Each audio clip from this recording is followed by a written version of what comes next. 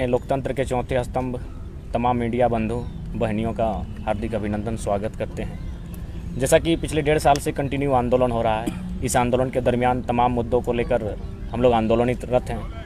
कुछ सफलताएं, कुछ असफलताओं के बीच मिला जुला असर रहा और फिलहाल जो बीते दिन पूर्व 3 दिवसीय महाआंदोलन हुआ जिसमें 60-40 नियोजन नीति को लेकर, और चूँकि लोकतंत्र के चौथे स्तंभ के माध्यम से राज्यवासियों को 60-40 की जो नियोजन नीति है उसके बारे में थोड़ा सा तार्किक बातों को रखना जरूरी है।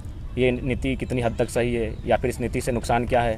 आज जो सरकार अपने बचाव में आंदोलनकारी छात्रों को किसी दल का एजेंट बता रही है, तो इन सब चीज़ों पर मुझे कुछ क्लेरिफाई करने के लिए आप सबों के लोकतंत्र के चौथे स्तंभ की मैंने आवश्यकता पड़ी। इसके लिए आपका बहुत बहुत आभार। सबसे पहले 60-40 नियोजन नीति।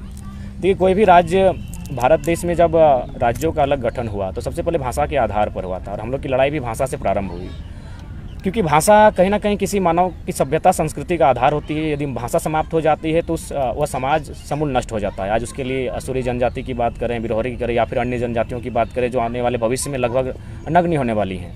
और यूएनए की रिपोर्ट है कि झारखंड की 8 भाषाएं 2050 आते आते समाप्त हो जाएगी। यानी भाषाएं समाप्त नहीं होगी, वह समूह जो उस भाषाओं का बोलचाल में प्रयोग करता है वो समूह भी समाप्त हो जाएगा। तो उसी क्रम में हम लोग का भाषाई आंदोलन स्टार्ट हुआ था। 1932 होते आज हम लोग 60-40 में आ गए हैं। भारत एक संवैधानिक देश है। सभी लोग इस बात का दलील देते हैं कि कोई कहीं आके रह सकता है, बस सकता है, तो इस प्रकार का भेदभाव और इस प्रकार का आंदोलन आप लोग क्यों कर रहे हैं। तो मैं उन्हें संदेश देना चाहूँगा कि सबसे पहले वे संविधान को ठीक से स्टडी करें। भारत एक देश है, इस बात का जिक्र भारतीय संविधान में कहीं नहीं है। मूल 395 अनुच्छेद हैं, 12 अनुसूचियां हैं, 22 मूल भाग हैं, उसमें कहीं भी जिक्र नहीं कि भारत एक देश है। भारतीय संविधान अनुच्छेद 1 में स्पष्ट है कि भारत राज्यों का संघ, भारत अर्थात इंडिया राज्यों का संघ होगा। यानी बिना राज्य की परिकल्पना किए हुए, बिना राज्य को आप देश की कल्पना नहीं कर सकते हैं। यानी अगर आप भारत के बारे में सोचते हैं तो आपको राज्यों के बारे में सोचना होगा। यही भारत का संविधान कहता है, क्योंकि भारत एक नहीं हो सकता है। लॉजिकली आप भावनाओं में एक कर सकते हैं, राष्ट्रवाद के नाम पे एक होने का चोला उड़ा सकते हैं, लेकिन लॉजिकली बात करेंगे तो भारत एक कभी नहीं हो सकता है। भाषा एक नहीं है, परंपराएं एक नहीं है, पहनने का तरीका एक नहीं है, खाने का तरीका एक नहीं है, गीत संगीत एक नहीं है। अरे उतना तो छोड़िए, जाति धर्म तो छोड़ देते हैं, भगवान एक नहीं है। यानी भारत अलग अलग, भारत को एक कैसे किया जा सकता है? सबको उन्नति का समान अवसर देके। सबको आप जब तक उन्नति का समान अवसर नहीं देंगे, भारत एक नहीं हो सकता, ना भारत खुशहाल हो सकता है। तो जब अन्य राज्य के लोग अपने क्षेत्रता के आधार पर आंदोलन करते हैं तो सब जायज़ होता है। 1953 में जब तमिलनाडु से कटकर तेलंगाना का, आंध्र प्रदेश का तेलुगु भाषी के लिए जब निर्माण हुआ तो कोई विशेष विवाद नहीं हुआ, ना पूरे देश ने इस बात को कहने का मैंने बात रखा कि भाई ये देश को तोड़ने की बात है। बॉम्बे, महाराष्ट्र और गुजरात 2 हिस्सों में टूटा तब किसी ने कोई बयान नहीं दिया। अन्य राज्य भी अलग हुए हैं लेकिन कोई विवाद नहीं हुआ। अन्य राज्यों ने अपने लिए कानून बनाए तब कोई विवाद नहीं हुआ। लेकिन झारखंड के लोग जब अपने अधिकार की मांग करते हैं तो ये विवाद क्यों आता है कि पूरा भारत है, कि पूरे भारत का जिम्मा मतलब भारत झारखंड के लोग लेके रखें। चाहे यहाँ की नियोजन नीति हो, चाहे यहाँ का स्थान नीति हो, पूरे भारत को ठिका लेके रखें हम लोग। 60-40 समझ रहे हैं आप क्या होगा? 40% सीटें, नौकरियाँ सीधे बेची जाएंगी। आज यहीं बगल में आपका यूजी पीजी हॉस्टल है। कितने सपनों के साथ आंखों में सपने लेकर छात्र तैयारी कर रहे हैं। सब मिडिल क्लास फैमिली से हैं, खेती बाड़ी करते हैं इनके परिवार। माँ जेवर गिरवी रख कर भेजी है तो पिताजी घरों के पशु को गिरवी रख कर यहाँ तक भेजते हैं। और इस कंडीशन में आप 60-40 की बात करते हैं, 40% सीधे बाहर को बेच रहे हैं। और जब हम लोग आंदोलन करते हैं तब संविधान की बात करते हैं। अभी हम लॉजिकली बात करना चाहेंगे कि उड़ीसा का इंजीनियरिंग कॉलेज का फॉर्म आया, उसमें साफ शब्दों में लिखा है कि जो भी गवर्नमेंट कॉलेज है वो अन्य राज्यों के स्टूडेंट का एडमिशन ले ही नहीं सकते हैं। उनका एडमिशन केवल और केवल प्राइवेट सेक्टर में हो सकता है। तो जब उड़ीसा भी इसी संवैधानिक देश में है, वो यदि अपने लिए नियम कानून प्रावधान कर सकता है कि केवल और केवल उड़ीसा के ही छात्रों का एडमिशन होगा, हम तो नौकरियों पर आए हैं, वहाँ तो एडमिशन तक नहीं हो सकता है। चूंकि हमारे पास कागज भी है, चाहे तो हम लोग दिखाना चाहेंगे। लेकिन ये सरकार के लोग तो बोल रहे हैं कि टेम्पोररी तौर पर आया है ना, अभी उसके बाद तो जब ऑलरेडी 3600 टीचर की बहाली में अनुमान है कि 1200 टीचर बाहर के बन चुके हैं। पब्लिक डेटा कहाँ से आया? डेटा तो न्यूज़ वालों ने दिया है, तमाम न्यूज़ों में दिखाया गया है कि भाई बाहर के अभ्यर्थी बहुत मैक्सिमम संख्या से, जिला सहित दिखाया गया है। बाहरी कौन, स्थानीय कौन, यही डिफाइन नहीं है अभी तो। बाहरी साफ शब्दों में एड्रेस लिख रहे हैं। वो पब्लिकली कह रहे हैं कि हम बनारस से आए हो, पब्लिकली कह रहे हैं हम राजस्थान से आए हो, पब्लिकली कह रहे हैं हम औरंगाबाद से हैं, फिर भी आप डिफाइन नहीं कर पा रहे बाहर के कौन है। ये तो बड़ा दुर्भाग्य का विषय है। इंजीनियर की बहाली में आप अन्य राज्यों को दे दिए, मेडिकल अफसर आप अन्य राज्यों को दे दिए, तो झारखंड के पास क्या बचेगा? अब तो चपरासी भी नहीं बचेगा, क्योंकि अब जो उत्पाद सिपाही है इसमें भी आप मैंने झारखंडित होने का प्रमाण नहीं मांग पा रहे हैं। तो ये एक दुर्भाग्य का विषय है। दूसरी बात थोड़ा संविधानिक की बात करेंगे, क्योंकि आज संविधान के नाम पर दिग्भ्रमित किया जाता है कि भारतीय संविधान में समानता का बात करता है, जो हमारा आर्टिकल 14 से लेकर 18 खासकर 14, 15, 16 मूल रूप से 16 की बात करते हैं क्योंकि नियोजन की बात आर्टिकल 16 करता है। अगर आप भारतीय संविधान अनुच्छेद 16 को देखेंगे तो वहाँ लिखा है कि किसी भी नियोजन में राज्य किसी भी प्रकार का भेदभाव नहीं कर सकता है। कोई भी नियोजन होगी, नियुक्ति होगी तो भेदभाव नहीं कर सकता है।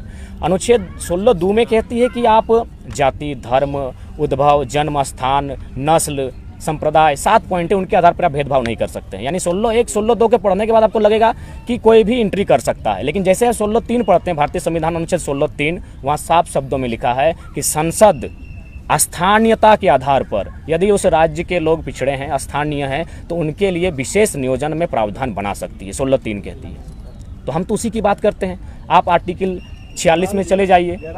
आर्टिकल 46 में जो 16(3) का जिक्र कर रहे हैं, उसी के तहत आपको याद होगा कि जो 1932 आधारित स्थानीय नीति विधानसभा से प्रस्ताव पास किया गया, राज्यपाल के पास भेजा गया कि आप केंद्र को भेजिए, और उसमें जो 100% रिजर्वेशन की बात थी, जो आप लोग मांग भी करते हैं द्वितीय और चतुर्थ वर्ग में, कि संसद के पास अधिकार है, संविधान का जिस आप आर्टिकल का जिक्र कर रहे हैं जी, वो संसद का ही मामला है, मौलिक अधिकार यानी संसद का विषय है। तो वो तो राजभवन से लौटा दिया गया है।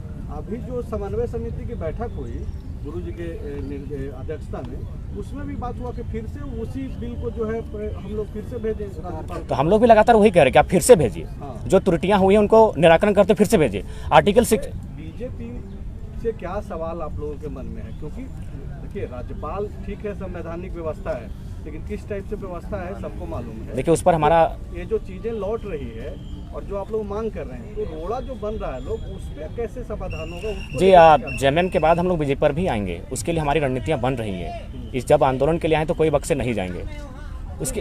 तो जयराम महतो ये मान रहे हैं ना कि आप लोग के मन मुताबिक जो नीतियां बननी चाहिए, तो वो तो विधानसभा से प्रस्ताव बना करके भेजा गया। जो अधिकार हेमंत सोरेन के पास तो अधिकार नहीं है कि संसद भवन से जाकर के उनके पास। नहीं, मैंने ये तर्क, अभी हेमंत सोरेन की बात नहीं, मैंने ये तर्क दिया, लोग इस बात का भ्रम फैलाते हैं स्थानीयता के नाम पर कि आप राज्य के लिए किसी को भी ओपन रख सकते हैं। तो वही हम तर्क दे रहे थे कि उड़ीसा ने जब साफ शब्दों में लिखा है, बंगाल ने साफ शब्दों में लिखा है, तो हमारे पास एक कॉलम बनने में क्या समस्या है?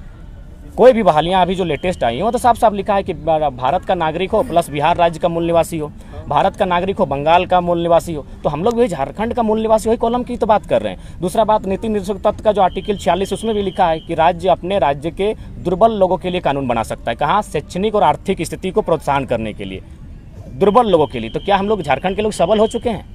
ये अब राज्य का मसला है। नीति निर्देशक तत्व तो आर्टिकल 46 में लिखा है कि दुर्बल लोगों के प्रोत्साहन के लिए, आर्थिक और शैक्षणिक प्रोत्साहन के लिए आप नीति नियम बना सकते हैं। तो क्या हम लोग सबल हो चुके हैं? हम कितने सबल हुए? हम तो जमीनें बेचकर अपना गुजर बसर कर रहे हैं, तो हम तो सबल नहीं हुए हैं।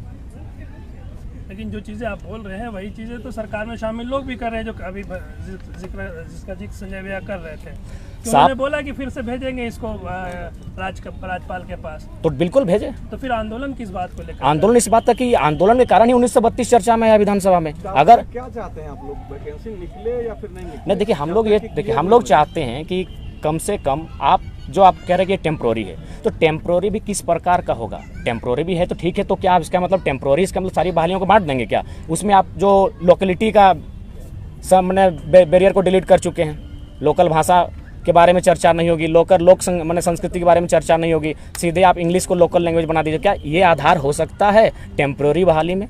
क्या इसके माध्यम से आप रोक सकते हैं? आप जिला वाइज सर्वे करते हैं, जिला वाइज कौन सी भाषाएं हैं उसके आधार पर आप GSGK का पेपर सेट करते हैं, ये तो आप कर सकते हैं। ये तो संविधान का हनन नहीं होगा।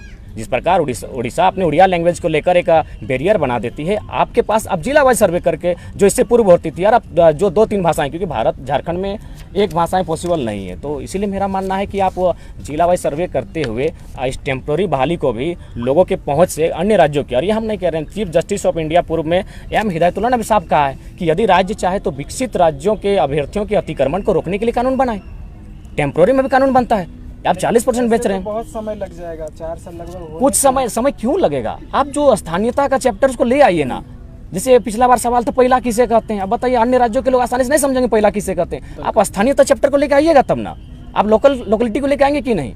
आप तो लोकेलिटी को ही डिलीट कर दिए हैं। स्थानीयता के अलावा आप किसी प्रकार से फिलहाल आप इसे टेम्प्रोरी भी रखते हैं तो नहीं बचा सकते हैं। जब तक अस्थायी नियम नहीं बनता है तब तक आप कुछ ऐसा दिमाग तो लगा सकते हैं जो आप रोक सकते हैं। आप लोग 32 का जिक्र करते हैं, बहुत कोल्हान में 32 का किसी के पास हथियार नहीं है तो अंतिम बाहरी हो सर्वे गए। सेटलमेंट के बाद चल रहा है, सुरसिंह बेसा का कहना है। हाँ, तो वो बाहरी हो गए देखिए, आपके हिसाब से वो। नहीं, हमने ये क्या कहा, आपने शुरू से कहा, हमने कभी 1932 को केंद्र बिंदु कहा, चाहे टर्म या सर्विस सेटलमेंट हुआ है। आप जिलों का जो अंतिम सर्विस सेटलमेंट उसको आधार माने 4-5 कॉलम में झारखंड की स्थानीयता परिभाषित होगी, एक कॉलम में पॉसिबल नहीं है। झारखंड विविधताओं का राज्य, इस बात को समझना होगा। हमारी एक भाषा नहीं है, बंगाल के तर्ज पर हमारी एक भाषा होती तो विवाद ही समाप्त हो जाता। उड़ीसा के तर्ज पर हमारी उड़िया भाषा होती तो विवाद ही नहीं होता। तो झारखंड में थोड़ा टाइम भी लगेगा। तो आप 3 साल लिए, आपका थिंक टैंक क्या काम कर रहा था, वही तो पूछ रहा, आपका जो थिंक टैंक है वो क्या काम कर रहा था। तो आप चाहें तो डॉक्यूमेंट्री दिखा सकते हैं। हमने एक मस्त डॉक्यूमेंट लेके आए हैं, शायद इससे हम यही मानते हैं कि जिसके पास 1932 का खतियान है वही यहाँ के झारखंड। देखिए, हम स्पष्ट कहना चाहेंगे कि बहुत लोग इस बात को भी कहते हैं कि बहुत सारे ऐसे लोग हैं जो इस राज्य में अन्य राज्यों से आए हैं, मान के चलिए यूपी बिहार बंगाल से आए हैं, किसी एक राज्य का नाम लेने से ठीक बात नहीं है, मिला के लेते हैं, और वे लोग अपने राज्य से कट चुके हैं। चलिए ठीक है, हम स्वागत करते हैं। मैं एक उदाहरण देना चाहूँगा, VS नायपॉल जो नोबेल विजेता हैं, वो उनका भारत उनके पूर्वजों का स्थान था, वे चले गए त्रिनिदाद। VS नायपॉल ब्राह्मण थे, जब वो त्रिनिदाद चले गए तो वे क्रिश्चियन बन गए, स्वाभाविक है, कल्चर बदला जब यहाँ से वहाँ गए तो, और फाइनल जब क्रिश्चियन और हिंदुत्व का टकराहट हुआ तो वे लास्ट में नास्तिक बन गए। समझ के थोड़ा देखिएगा कि आज अगर देवी ईश्वर पर अगर किसी की आस्था है भारत में तो ब्राह्मण परिवार की होती है, लेकिन ब्राह्मण परिवार के सदस्य वहाँ नास्तिक बन जाते हैं। मेरे इस उदाहरण का कहने का तात्पर्य है, जो लोग इस बात को बार बार रख रहे हैं कि हम लोग अपने गांव अपने समाज छोड़ कर आए हैं, तो सिंपल है, झारखंड की भाषा संस्कृति को अपना लीजिए, जैसा देश वैसा भेष, सीख लीजिए, आधा विवाद समाप्त हो जाएगा। मतलब खतियान अनिवार्य नहीं है। मतलब देखिए, मैन बिंदु खतियान रहेगा, अपवाद में एक्सपेक्टेशन जो उसको हट के यदि कोई ऐसे एक्सेप्ट मन है तो उसको आप आधार मान सकते हैं। उसके लिए आप मोटा मोटी, अभी देखिए OBC का जब गणना हुआ था तो लगभग हमको लगता है 40 साल लगा था। 1952 में सर्वे स्टार्ट हुआ था, 1990 में आरक्षण दिया गया था, तो आज 23 साल झारखंड का हो चुका है। यदि किसी सरकार की नियत में इस प्रकार की सोच होती कि चलिए भाई कुछ लोग ऐसा हैं, तो सर्वे अभी तक करते तो अभी तक पता भी चल जाता कि कौन लोग ऐसे हैं जो इस भूमि में रहने के बाद अपने भूमि से नाता टूट चुका है। सर्वे में क्लियर हो जाता, एक टीम बनाते हैं। जब 40 साल लगा OBC को गणना करने में, तो 20 साल में आप ये भी गणना कर लेते कि भाई कौन लोग ऐसे हैं, क्योंकि झारखंड बड़े दिल वालों का राज्य है। उसके बाद सरकार सोचती। हमने तो हमेशा ऐसी बातें कही हैं जिससे किसी का नुकसान ना हो, ना कि कोई अराजकता फैले। अरे भाई, दूसरे लोग तो तरह तरह की बातें करते हैं, हम लोग तो हमेशा आप ही के लोग ना बाहरी सांसद, बाहरी विधायक, देखिए ये तो कहेंगे, अब चुने हुए प्रतिनिधि को बाहरी आप बता रहे हैं, आप ही के लोग। नहीं, हम लोग में टैलेंट नहीं है, इसका मतलब आप सांसद जो आपके धनबाद के सांसद, उसको बाहरी बताया जाता, उनको चुना किसने, जयराम जी? जी, हम लोगों ने ही चुना है, और उम्मीद करते हैं कि आगे आने वाले दिनों में इस प्रकार की पुनरावृत्ति ना दोहराई जाए। एक हमारे पास लेटर है, बड़ा सुंदर लेटर है, ये 1999 का है, थोड़ा खोज रहे हैं, अगर मिल जाए तो शायद राज्य को भी और एक संदेश बढ़िया मिले, पता नहीं 1999 का लेटर, हाँ मिल गया। ध्यान दीजिएगा, 1999 में हम बिहार में थे। ये 1999 का लेटर है, बिहार लोक सेवा आयोग पटना, और बिल्कुल सरकारी पत्रांक के साथ है। उस समय बोकारो का जो सेल है, वहाँ एक उड़ीसा के व्यक्ति काम करते थे, गुरुचरण कलुंडिया, रोल नंबर 811914। पिता श्री वीरेंद्रनाथ कलुंडिया, ग्राम रामबेड़ा, डाकघर पांडुपानी, भाया जेरई, जिला मयूरभंज, उड़ीसा। यानी उस समय हम बिहार का पार्ट थे। जब वो बिहार यानी उड़ीसा के थे, जब उन्होंने शिक्षक की परीक्षा को दिया तो बिहार राज्य में उत्तीर्ण हो गए। तो यहाँ आपका बिहार लोक सेवा आयोग पटना के माध्यम से विशेष कार्य पदाधिकारी के माध्यम से उनको लेटर जाता है कि उपर्युक्त विषय के संदर्भ में निर्देशानुसार सूचित करना है कि प्राथमिक शिक्षक प्रतियोगिता परीक्षा 1996 के आधार पर आपका परीक्षा फल प्रकाशित किया गया था, परंतु जांच के क्रम में पाया गया कि आप बिहार राज्य के बाहर के मूल निवासी हैं। बिहार राज्य सरकार के आरक्षण नियमावली के अनुसार केवल बिहार के मूल निवासी कोई आरक्षण का लाभ देय है, अतः बिहार राज्य के बाहर के मूल निवासी होने के कारण आयोग द्वारा प्रकाशित आपका परीक्षा फल रद्द किया गया है। तो जब उस समय हम बिहार में थे और ये क्लियर था कि बंगाल उड़ीसा के लोग बिहार में एंट्री नहीं करेंगे, तो जब हमको अलग झारखंड मिल गया तो उस समय वो नियमावली फॉलो क्यों नहीं हो रही है? सरकारी कागज है। तो इस तरह की मतलब साफ शब्दों में कहा जाए, अब बहुत सारे लोग इस बात का भी दलील देते हैं कि न्यायालय है, ब्यूरोक्रेसी है, इतने आयोग हैं, इतने सरकारी तंत्र हैं, इसके रहते कैसे अन्याय हो सकता है। तो मैं लॉजिकली आज 1.5 साल के आंदोलन में थोड़ा सा मैं एक ऐसा शब्द का प्रयोग करना चाहता हूँ जो शायद अभी सनीदा आपके साथी हमको कह रहे थे कि आप पढ़े लिखे होकर इन शब्दों का प्रयोग करते हैं, लेकिन मजबूरन आज फिर मैं कर रहा हूँ प्रेस कॉन्फ्रेंस में कि ये लोग खासकर हमें झारखंड के लोगों को जानवर समझते हैं। उदाहरण दे रहा हूँ, 3-4 उदाहरण से क्लियर हो जाएगा कि वास्तव में, और राज्य को जानना चाहिए। सबसे पहला उदाहरण जादूगोड़ा, मैंने पहले भी रखा है। जादूगोड़ा में जो यूरेनियम का खनन होता है उसमें 47% महिलाओं को संभोग करने की इच्छा नहीं है। उस रेडिएशन से इतना असर हुआ है, समझ सकते संभोग या जनन यानी जिससे कि सृजन होता है, जिससे संसार सृष्टि आगे बढ़ती है, यानी 47% महिलाओं को संभोग की इच्छा नहीं होती उस रेडिएशन के कारण, फिर भी आप कोड़ रहे हैं, इसका मतलब हम जानवर ही हैं। मैं लॉजिकली बात करता हूँ। जादूगोड़ा की रिपोर्ट है 100 में 47 महिलाएं, मैंने साफ शब्दों में सुन लीजिए, लॉजिकली बात करें, सेक्स करने को उनमें इच्छा नहीं है, जिससे संसार चलता है, जिससे हम और आप दुनिया में आए हैं, फिर भी आप जमीन कोड़ रहे हैं। फिर भी क्यों? क्योंकि हम लोग जानवर हैं। और एक उदाहरण देते हैं, यहीं बगल में आप गए भी थे, आप लोग सब बुढ़ाखाप में रिपोर्टिंग करके आए हैं। वहाँ क्या मामला है? महिलाएं पेड़ बचाने के लिए आलोका प्राइवेट स्टील लिमिटेड के खिलाफ आंदोलन कर रही है। आपको पता होगा नीरज महतो नाम का एक 8 साल का बच्चा जो कैंसर से जितना फेस है उतना उसका घाव हो चुका था, वो मर गया। वही आलोका स्टील कंपनी कुछ दूसरे राज्य में है, वहाँ 0 पोल्यूशन है। तो हम जानवर ही है ना, जो हमारे यहाँ पोल्यूशन है, हम कैंसर से आपके धुएं से मर जा रहे हैं, और आपका कैपेसिटी नहीं कि आप दूसरे राज्य में 1% पोल्यूशन निकाल सके। यही कंपनी जब दूसरे राज्य में जाती है तो वहाँ 0 पोल्यूशन पे काम करती है। जब ये झारखंड आती है तो लोग उसके कैंसर से मर जाते हैं। तो इसलिए हमने कहा कि हम जानवर हैं। और एक उदाहरण दे ही देते हैं, कोल सबसे ज़्यादा प्रभावित किया झारखंड को। चीरहरण अगर सबसे ज़्यादा किसी का हुआ है तो कोल फैक्ट्री के कारण, कोल खनन के कारण। आप चले जाइए, यहाँ 3 यूनिट गवर्नमेंट की और कुछ यूनिट्स हैं, CCL, BCCL और ECL। आज बेरमो में जाइए, 999 साल कर लीजिए। बताइए 999 साल कर लीजिए, कौन सा संवैधानिक है? किस प्रकार का छेड़छाड़ हो रहा है यहाँ के कानूनों के साथ? यही आप NCL है आपका सिंगरौली मध्य प्रदेश में, अगर आप वहाँ जाते हैं तो वहाँ क्या होता है कि सबसे पहले एक टीम गठन होता है। वो टीम जाके वहाँ सर्वे करती है, जिनका मकान तोड़ना हो सब चीज़ सर्वे होता है, और उनको एक ज़मीन का आवंटन होता है, ज़मीन में घर बना के बाकायदा कंपनी देती है। सिंगरौली में, यही मध्य प्रदेश सिंगरौली में लोग बाकायदा घर बना कर देते हैं, यहाँ घर तोड़ते हैं। तो इसलिए तो हमने कहा हम लोग जानवर हैं, ये लोग हम इंसान ही नहीं मानते हैं। तो फिर अब किस न्यायालय और कानून की बात करते हैं? हजारों CNT कानून पेंडिंग पड़े हैं, हजारों हत्याएं हो चुकी है जमीन विवाद को लेकर। साफ शब्दों में आज हमें कठोर शब्द करना पड़ रहा है। बाकी जो है ये लोग झारखंड के लोगों को जानवर मानते हैं। हजारों उदाहरण देंगे जहां देश में ठीक ठाक कानून है, लेकिन जैसे वो कंपनी वही लोग झारखंड में एंट्री करते हैं, उनकी नैतिक सोच मर जाती है या फिर उनका माने मर्यादा खत्म हो जाता है, और वे लोग इस प्रकार कार्य करते हैं जैसे हम लोग पशु हैं। आज मजबूरी में इस बात को रखना पड़ रहा है। इसीलिए सारा सिस्टम यहाँ फेल है, चाहे DC रहे चाहे VC रहे। यहाँ सब कोई केवल और केवल इस राज्य को दोहन करने के लिए आए हैं आज। इसलिए आज मजबूरन मुझे इस पीड़ा के साथ इन शब्दों को रखना पड़ रहा है। तो क्यों नहीं जाते हैं मुख्यमंत्री से ये बातें करने के लिए? क्या आप समझा नहीं पा रहे हैं, या समझना नहीं चाहते हैं, या आप अपनी राजनीति चमका रहे हैं? देखिए, हम लोग को राजनीति करने का आज भी इंटरेस्ट नहीं। कैसे हम लोग राजनीति कर पाएंगे? ये बार बार सवाल आता है, राजनीति हम लोग कैसे करेंगे? हम लोग आज तक एक मुखिया नहीं जीत पाए हैं। क्यों नहीं मुख्यमंत्री से मुलाकात करते हैं? मुख्यमंत्री बुलाएंगे, हम लोग आंदोलन कर रहे हैं तो उनका फर्ज बनता है कि एक डेलीगेटिंग टीम को बुलाया जाए, 5 लोगों की टीम आए। जब हम उनसे वार्ता नहीं करेंगे तब आप कहेंगे। हमारे बड़े भाई के नाते आप भी तो रिक्वेस्ट कर सकते हैं कि आप समय दीजिए, हम आपसे मुलाकात करेंगे, अपनी बातों को रखेंगे। आप क्यों तब तक चाह रहे हैं कि लोग पीड़ित है और वो परेशान हो, बीमार पड़े? इस सॉल्यूशन का हल तो ये भी हो सकता है। एक बात बताइए, जब पूरे राज्य में आज इतना आक्रोश है तो उनको दिखना चाहिए, उनको एक प्रतिनिधिमंडल को बुलाना चाहिए। हम लोग अगर नहीं जाते, नहीं बात करते तो अलग बात थी। हमें मुख्यमंत्री से शिकायत है, व्यक्तिगत हेमंत सोरेन से कोई शिकायत नहीं है। अच्छा, यही कहना है 1932 का जो आप लोगों ने मुद्दा उठाया था, क्या मेन मकसद राजनीति में ही आना था? क्योंकि लगातार जो है आप लोगों ने ये भी घोषणा कर दी है कि 2024 में आप लोग चुनाव लड़ेंगे। नहीं, अनुमान कहा है, अभी भी कहा है कि हम लोग अगर सरकारें विफल होती है। जितने भी छात्र नेता है आप लोग अलग अलग दल बनाने में लग गए हैं, जितने भी है। देखिए, सबसे पहली बात है, आंदोलन का स्टार्ट दामोदर नदी में हुआ, इसीलिए इस बार चुनाव का फैसला भी दामोदर नदी के किनारे से ही होगा। और जो कोयलांचल के कोयला में जो आग होती है, फिलहाल वहाँ के लोगों के दिल में आग है, कारण कि सबसे ज़्यादा शोषण वहाँ देखा है।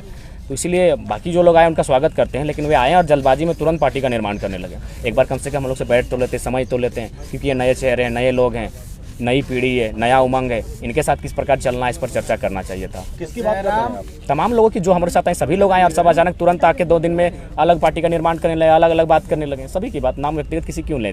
सिंह बेसरा को लेकर क्या कहेंगे? लगातार आपकी वो एक अनुभवी हैं, झारखंड आंदोलनकारी हैं, राइटर फाइटर दोनों हैं, लेकिन यही कहना चाहेंगे सबका एक टाइम ऑफ पीरियड होता है। आपने एक बड़ी बात कही है, कुछ दिन पूर्व आपने एक बाइट दिया है अपने क्षेत्र में। जी, हम उस बाइट को दोहरा देते हैं जी।